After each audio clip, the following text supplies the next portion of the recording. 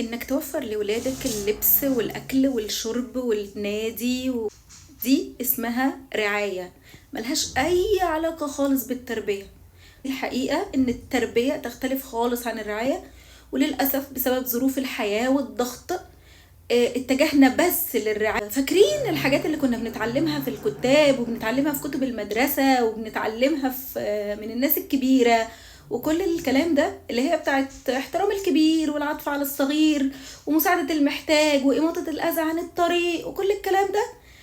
فاكرين الدين والاخلاق والحاجات اللي احنا كنا، اللي بقت دلوقتي ياي بلدي ما حدش يتكلم فيها ولا حد والا نبقى يعني مش متحضرين بقى ومش ماشيين مع الواقع ونبقى قدام قوي.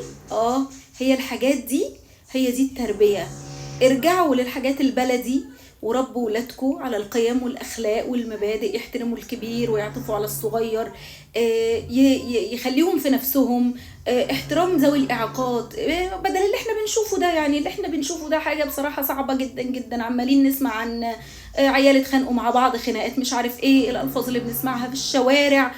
كل اللي بيحصل ده من ايه؟ من ان احنا خلاص بقينا ظروف الحياة طحنانة وبنجري عشان نوفر لقمة العيش، علشان احنا بنخلف 5 6 7 عيال معرفش ليه، واحنا مش قادرين نأكلهم اصلا، ونفضل طول النهار بنجري عشان خاطر نجيب لهم فلوس.